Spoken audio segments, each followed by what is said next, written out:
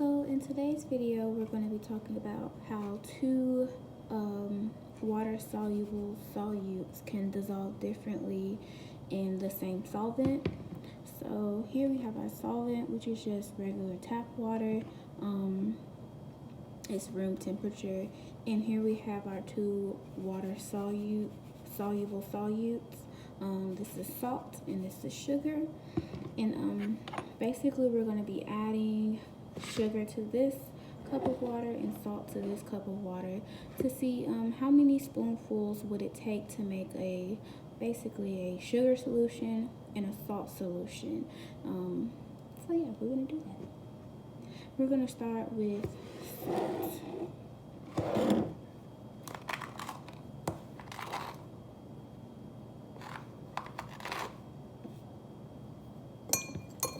And we're gonna just stir this up until it's all dissolved and that you see no more salt particles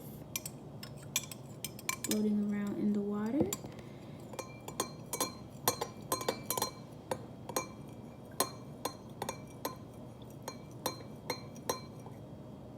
Okay, so that's about good. That was 1 spoonful. So we're gonna add, this is our second.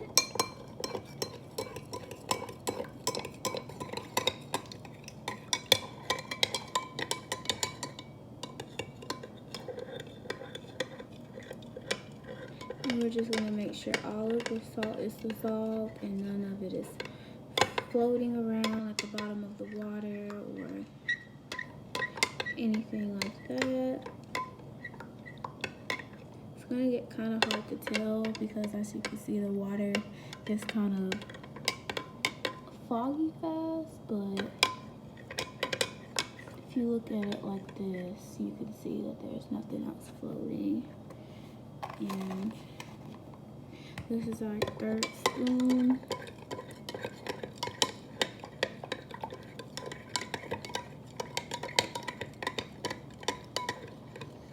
Just going to continue mixing once again until we don't see anything.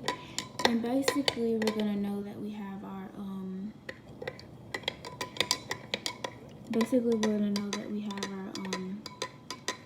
salt mixture when we basically can't mix any more salt and like it just won't dissolve anymore.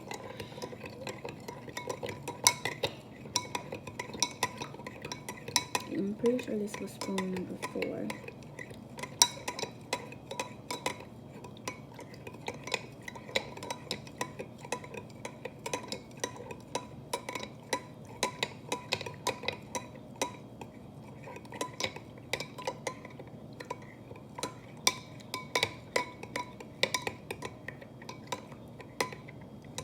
And I'm just using regular table salt. I'm not using like any sea salt or anything special. This is spoonful number 5.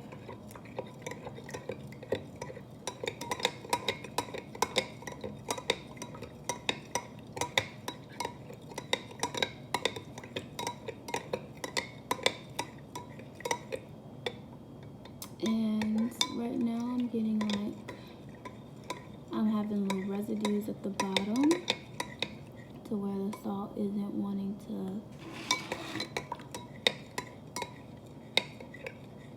mix in anymore. But I'm just gonna stir it to see if it'll mix, then we can add more. And we're gonna see if we can add another spoonful or not, if this mixes in. And that mixed in, so we're gonna add another spoon. This is number 6.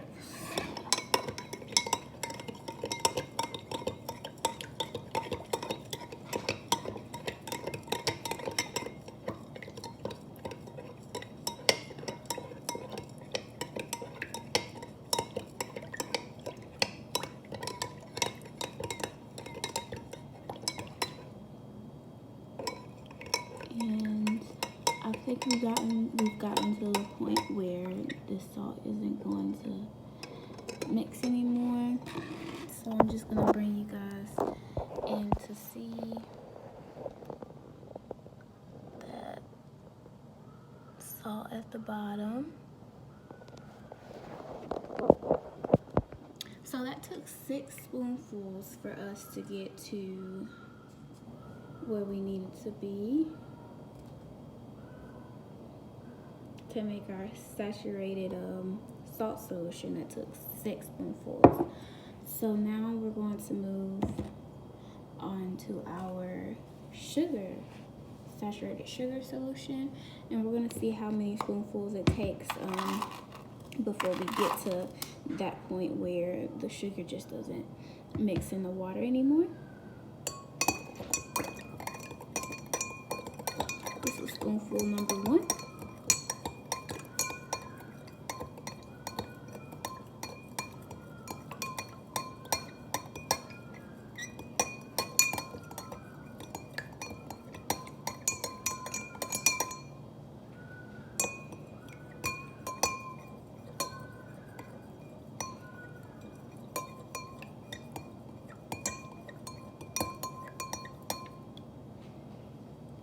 Okay, still got a little bit down there, so we're gonna keep mixing.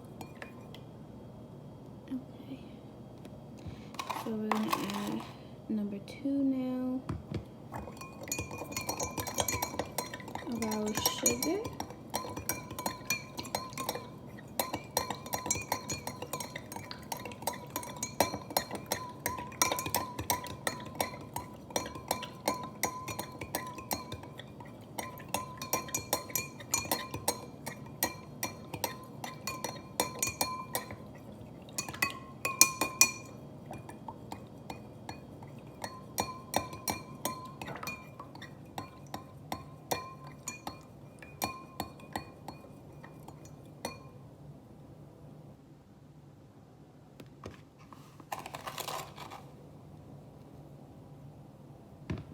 This is number 3.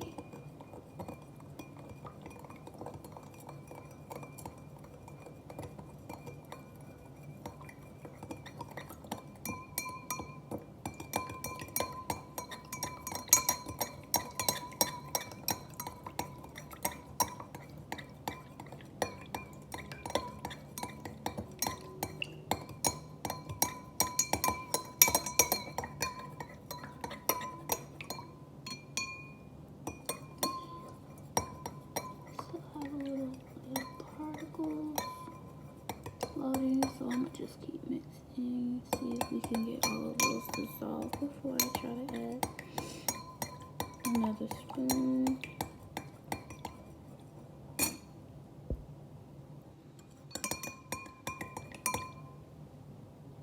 Okay, we're gonna add spoonful number 4.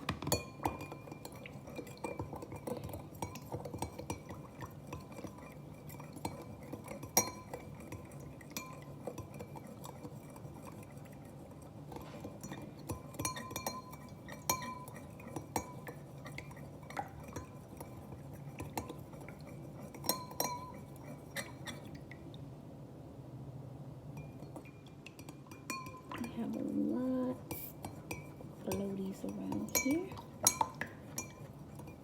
So I'm gonna just keep mixing to see if those mix in or not.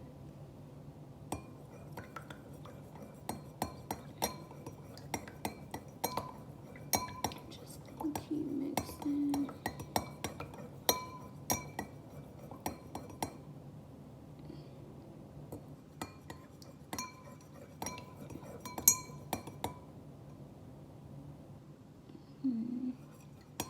I think we can add one more. We're gonna add another spoon. This is spoonful number 5.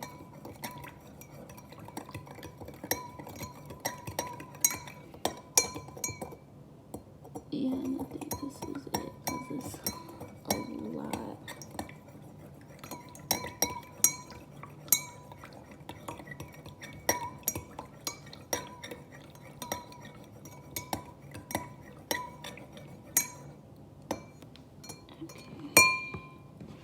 I'm I'll just bring you guys closer so y'all can see that we have a lot of floating going on down there.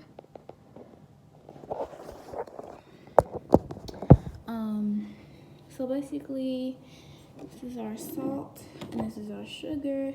It took 6 spoonfuls of salt and 5 spoonfuls of sugar before we got to that saturated amount. So our saturated sugar solution and our saturated salt solution. It took 5 for the sugar and 6 for the salt.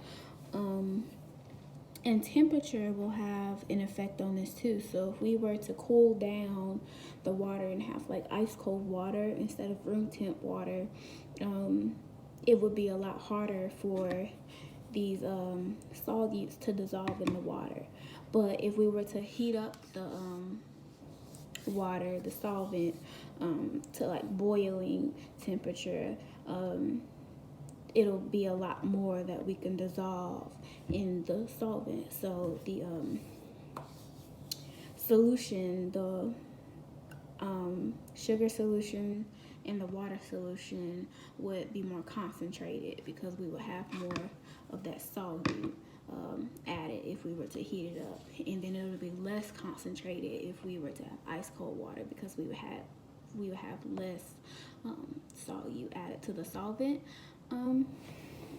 So basically, yeah, this was our experiment, and I hope this was good